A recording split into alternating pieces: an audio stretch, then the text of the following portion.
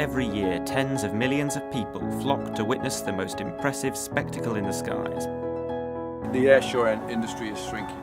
But after a string of major accidents, the industry is facing more scrutiny than ever before. I choose to actually go beyond the normal realms of aviation. It was about as close as you can come to having an accident without really having an accident. Last time we followed the industry's reaction to the challenging post-Shoreham climate, which threatened its very existence. Now, with recovery well underway, we continue to pay tribute to those who make air shows happen.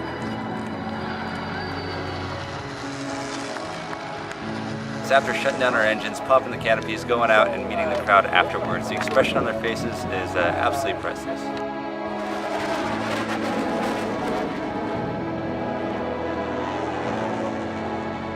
This time charting the highs and lows of the 2017 Airshow season, this is the Airshow 2.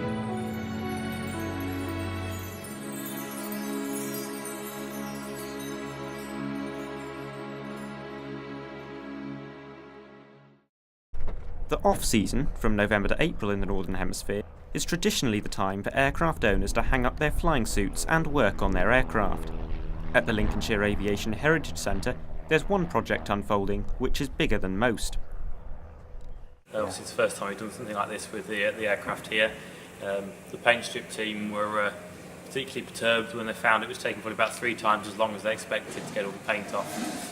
We found with this aircraft it's probably got about 4 layers of the camouflage and black paint on, and the roundels had about 10 layers of paint on. They say it takes about 5 or 6 days to strip a Boeing or something of that size. It took 12 days to strip this Lancaster, so shows what trouble they had getting the paint off. Just Jane has been in a taxiable condition for years, but now the team are stripping her down to bare bones to inspect every inch of the airframe, the aim being returning her to flight. We've been doing a survey on the aircraft since it's been stripped, along with some of the airframe work that we knew we had to do anyway. What we found with the stripping is various different rivets that we used. Some need to be replaced, some don't. So it's identifying where those rivets are to have a scheme of work to then replace those over the coming winter periods. We've also found some corrosion in areas that we didn't already know about, mainly down to something to do with the black paint that was used when it was in a white livery. We found corrosion only in the areas where the black paint was, but yeah, there's some skins to be replaced there. So taking the paint off really allowed us to kind of create a scheme of work that we then need to do for the following years. Whether that's to be done in 1 or 2 years, or whether it's to be done in 4 years, depends how much work we obviously find.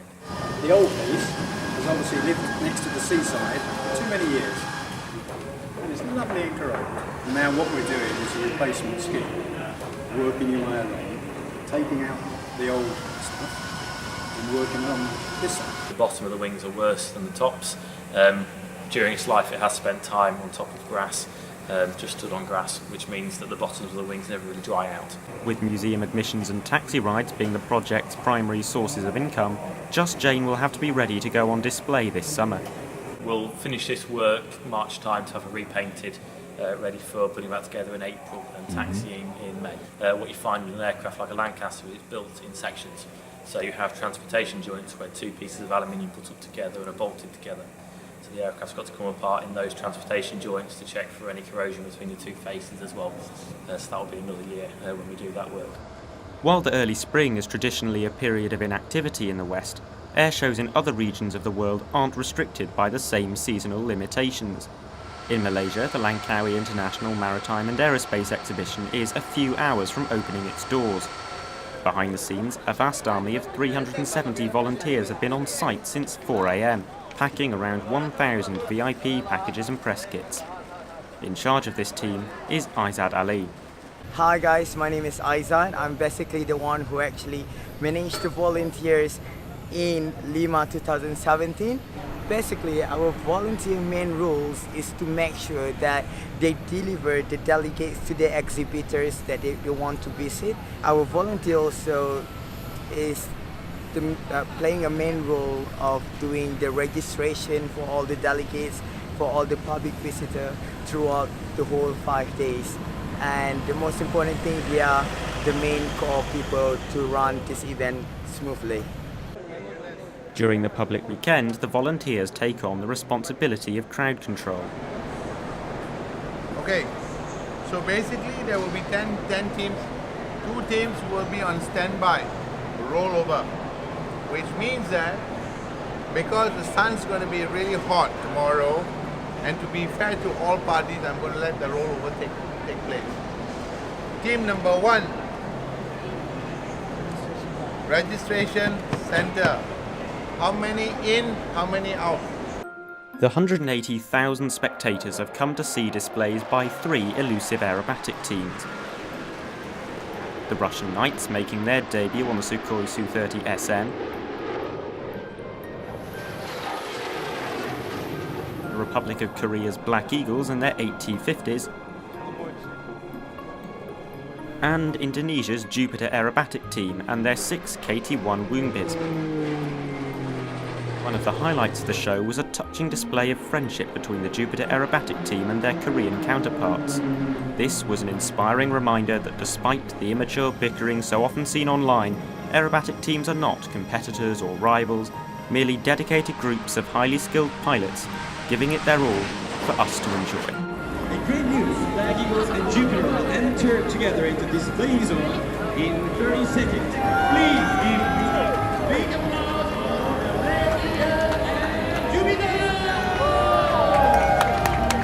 당연히 동료로 생각하고 우리 서로 간에 그런 유대감을 가질 수 있는 공통점이 있기 때문에 여기가 경연장이 아니고 서로의 안전을 기원하면서 계속 보고 있다고 봐요. Jupiter Aerobatic Team and Black Eagle coming from your right side. That is belah kanan anda sekalian. Jupiter and Black Eagle. Ladies and gentlemen, please give them a huge round of applause.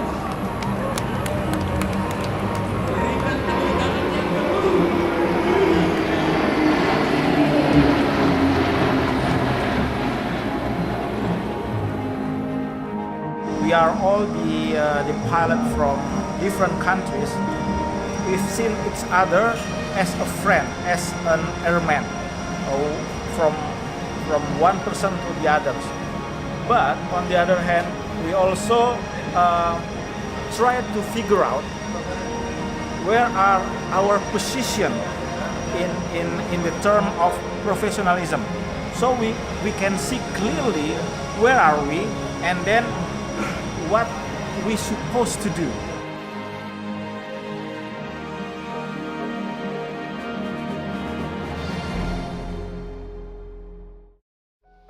This moment is particularly significant for the Jupiters, who suffered a major but thankfully non-fatal accident last time they were at LIMA.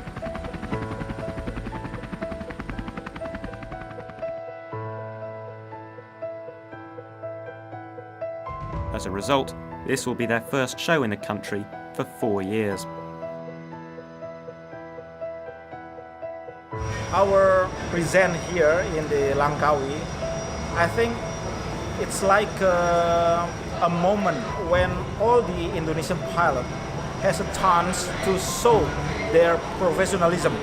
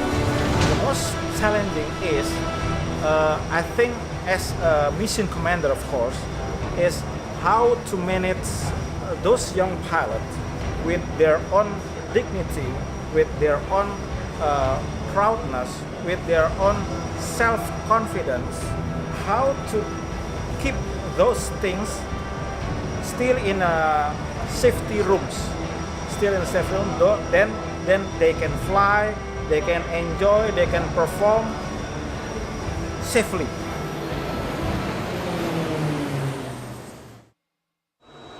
Just a few days after Lima ends, the airshow season begins in North America.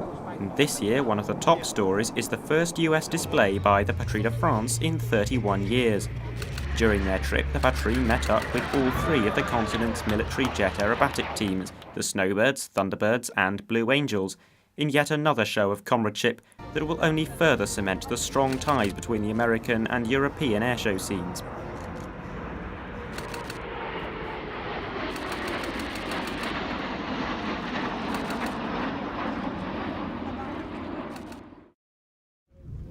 In the United Kingdom, the airshow season doesn't start until mid-May, so operators are still working on their aircraft and perfecting their routines.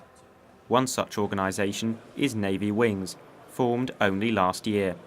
Well, the Navy Wings is a subset of the Fly Navy Heritage Trust. The Fly Navy Heritage Trust is there to support, as you can see, the aircraft behind us, the Sea Vixen and the Royal Navy Historic Flight aircraft and the T-20. The Navy Wings is then allowing a further branch of sort of naval aircraft to be coming along and saying that message, because it's all about the education side and showing that the Navy have a very, very good history of aviation all the way back from 1909 to date. And, you know, we've been there everywhere doing whatever we need to do at the time, whether it be off Korea for carriers, off the Falklands, and, you know, wherever we need to be. If the ship doesn't need to be there, then we can operate off land, and we've done that successfully many, many times. So it's just a great story. It wasn't an easy ride though. In August last year, the organisation's most popular aircraft suffered a flap malfunction during a display at the Eastbourne Airshow that put it out of action until mid-May this year. Built in the 1950s, they're old technology. They weren't built or designed like modern aircraft where they build an aircraft specifically for maintenance.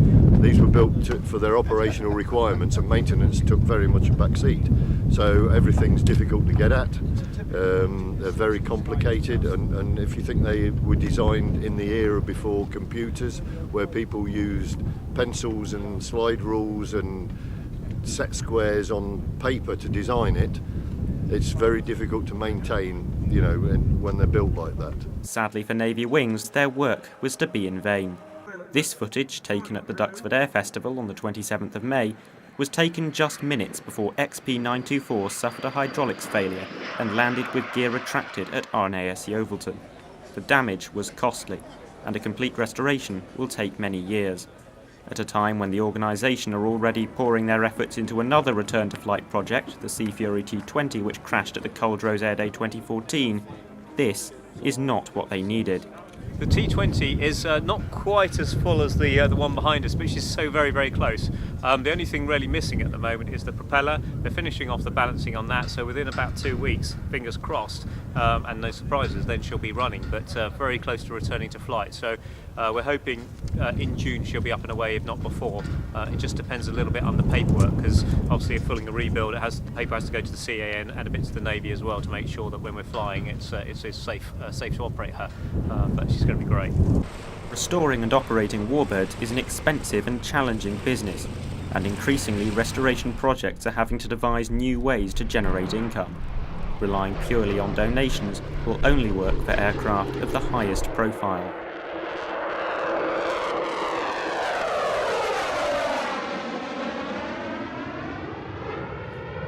The money comes from no official source, just the members of the general public who either join our People's Mosquito Club. It's only £25 a year and you get the journal free with that, or you can make a direct donation or buy any of our branded products. At the moment she's funded from museum admissions, taxi rides, people paying to have a taxi ride on her, and any donations that people want to give.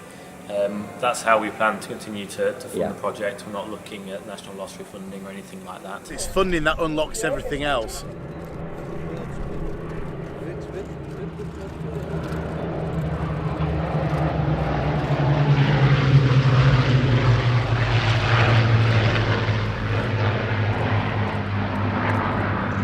So if Warbird restoration is so difficult, why does anybody do it? I just love World War II history. I feel it's very valuable to keep it alive and to teach younger generations about back in the day. So that's how I'm able to give back to the community, by giving veterans rides and just keeping the tangible history alive. So it's one thing to go to a museum, it's another thing to come here, to actually touch it, get in the cockpit, and actually go flying with it. So it's that tangible piece of history that's the most important to me.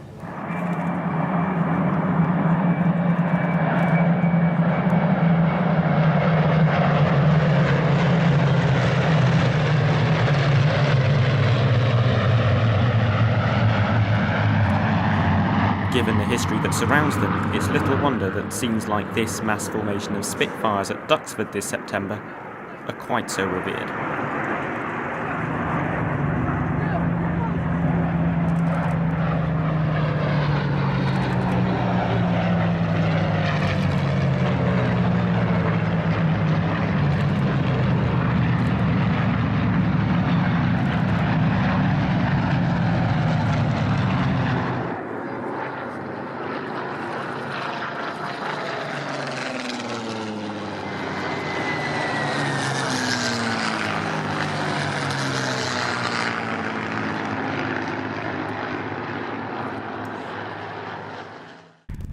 Ready departure, 24.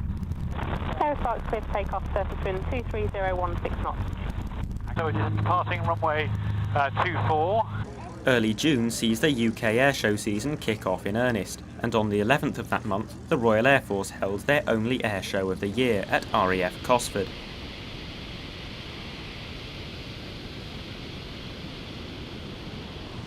The show was opened with a world first. Guy Westgate of the Aerosparks team made the first 360-degree live broadcast from an aircraft during a display.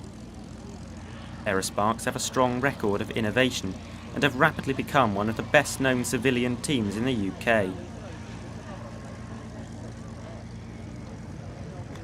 The Royal Air Force Aerobatic Team for 2017. It's the round!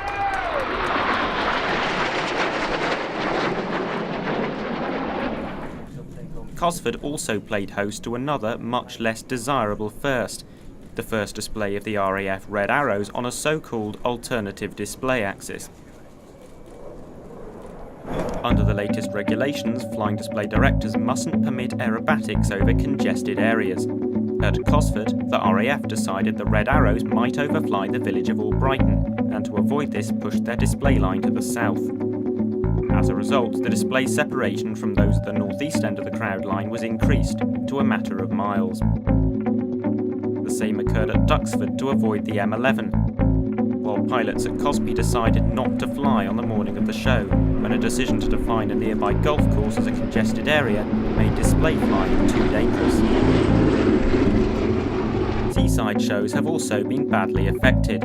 Display lines are increasingly being calculated from the ends of piers rather than from the beach itself, and when organisers spotted people in the water at Weston-super-Mare, the display line was pushed even further out. And classic jets are still subject to a complete ban on aerobatics, meaning that even reputably safe operators such as the Breitling jet team who fly the L-39 would likely be limited to formation flypasts in the UK. If and when the restrictions will be lifted remains to be seen.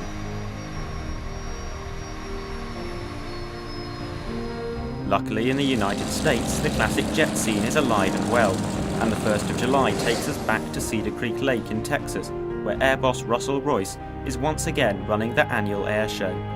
This year he's responsible for an American first, as 3 MiG-17s perform a formation display over the lake.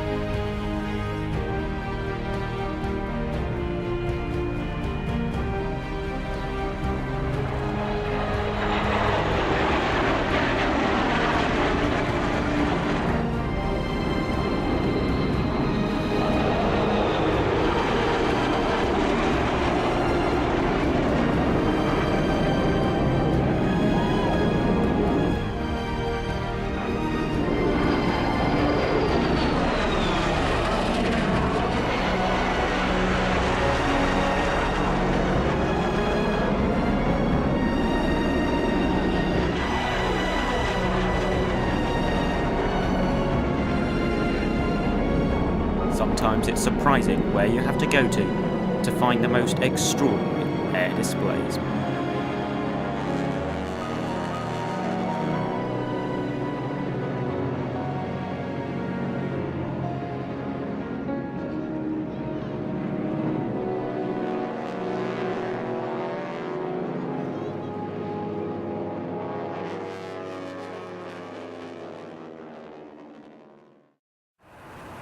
In early July, an unparalleled migration of military aircraft begins to take place, as air forces launch large-scale operations to bring the very best of their fleet to RAF Fairford for the Royal International Air Tattoo.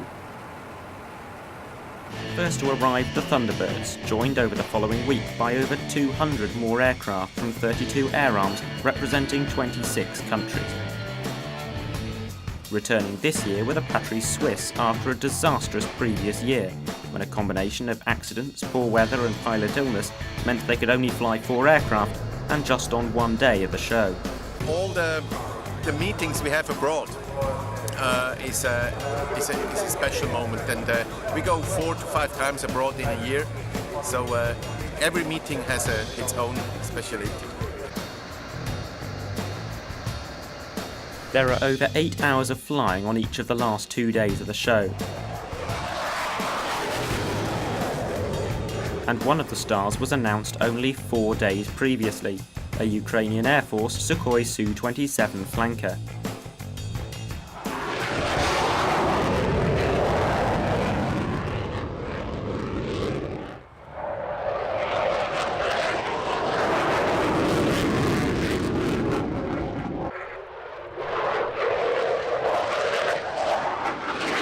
It was, by all accounts, an astonishing display, but the weather prevented the flanker from giving us its best. Indeed, the weather would shape the entire show.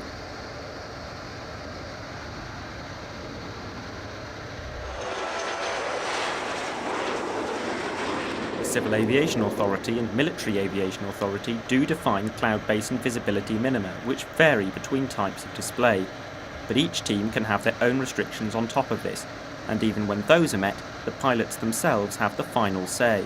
The Midnight Hawks, making their first RIAT appearance since 2004, are the first to fall foul of the weather. After a plucky attempt at several passes, the weather is deemed too inhospitable, and the display is cut short.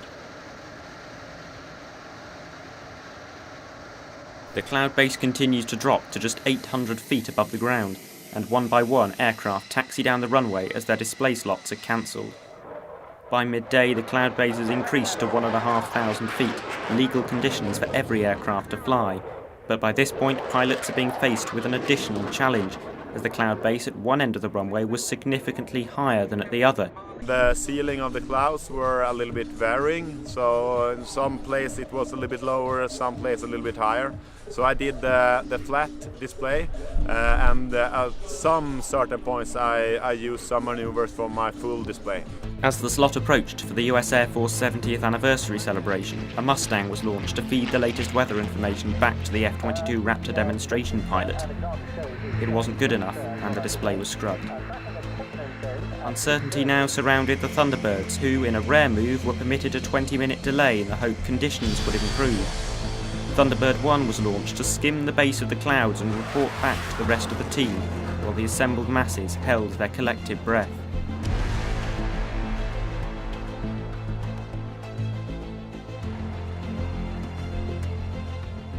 Then word came through on the radio. Thunderbirds are go.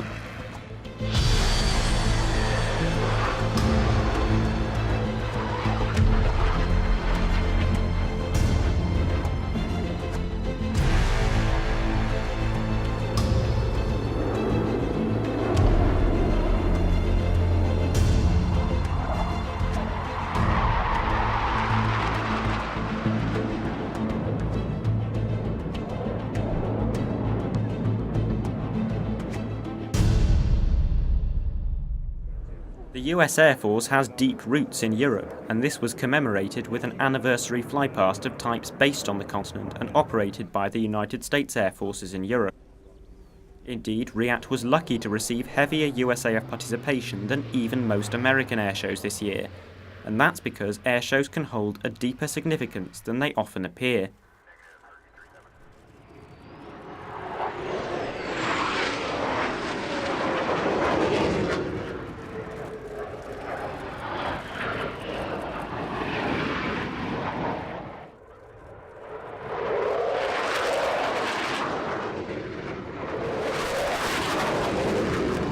They're an important international relations tool. The Red Arrow's recent Far East tour, for example, is estimated to have generated £8 billion of business for the UK from China alone.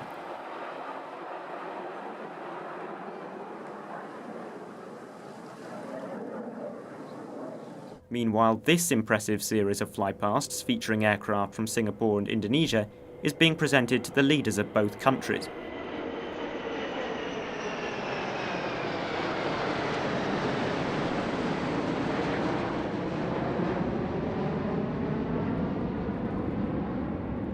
It celebrates 50 years of bilateral ties and could play a part in cementing what have at times been strained relations.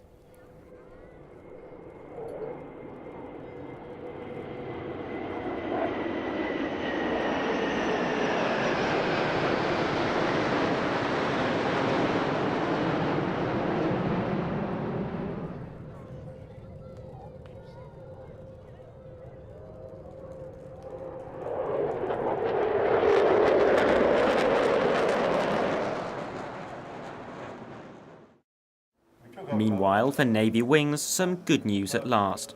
After a special launch event, their Sea Fury T-20 once again roared into life at RNAS Yeovilton, her restoration work finally complete. Globally, the historic aircraft scene is in good health, and with several major anniversaries next year, including the centenaries of World War I and the Royal Air Force, the future for both individual warbirds and the wider airshow industry looks bright.